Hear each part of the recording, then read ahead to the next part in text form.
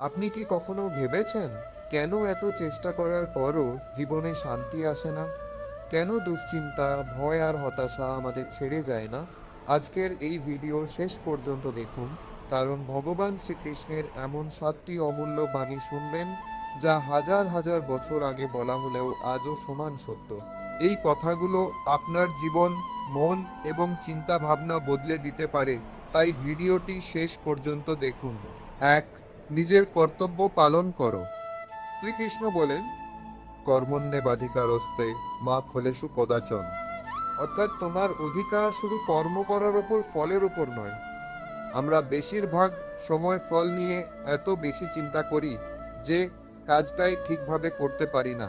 পরীক্ষার আগে, ব্যবসা শুরু করার আগে কিংবা নতুন কোনো কাজে হাত দেওয়ার আগে আমরা ভাবতে থাকি, যদি ব্যর্থ হই। কিন্তু গীতা শেখায়, কাজে মন দাও, ফল ঈশ্বরের হাতে ছেড়ে দাও। মনকে নিয়ন্ত্রণ করো। শ্রীকৃষ্ণ বলেছেন, যে ব্যক্তি নিজের মনকে জয় করেছে সেই প্রকৃত বিজয়ী। আমাদের সবচেয়ে বড় শত্রু বাইরের মানুষ নয়, নিজের অস্থির মন।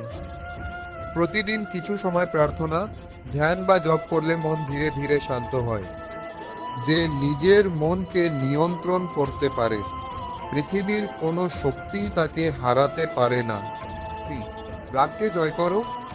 রাগ মুহূর্তের মধ্যে বহু বছরের সম্পর্ক নষ্ট করে দিতে পারে।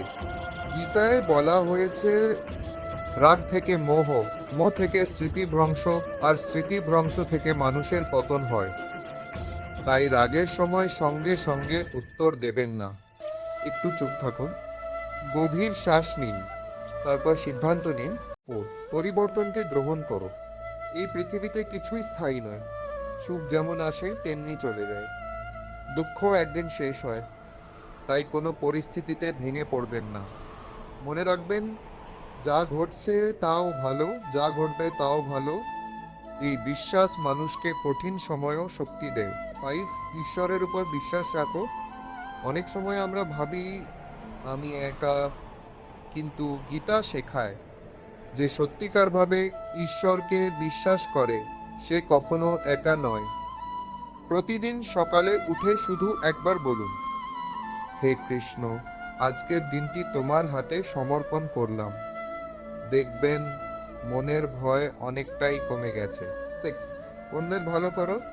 শ্রীকৃষ্ণ বলেন, নিঃস্বার্থ সেবা মানুষের সবচেয়ে বড় ধর্ম।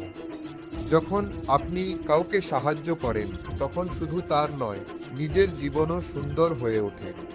ভালোবাসা কখনো নষ্ট হয় না। যা দান করবেন, কোনো না কোনোভাবে তা আপনার কাছেই ফিরে আসবে। 7. কখনো হাল ছেড়ে দিও না। অর্জুনও যুদ্ধক্ষেত্রে ভেঙে পড়েছিলেন। তিনি লড়াই করতে চাননি, কিন্তু শ্রীকৃষ্ণ তাকে সাহস দিয়েছিলেন। আজ যদি আপনি জীবনের কঠিন সময় পার করছেন, মনে রাখবেন এই সময়টাও কেটে যাবে। আপনি যদি লড়াই চালিয়ে যান, একদিন অবশ্যই সফল হবেন।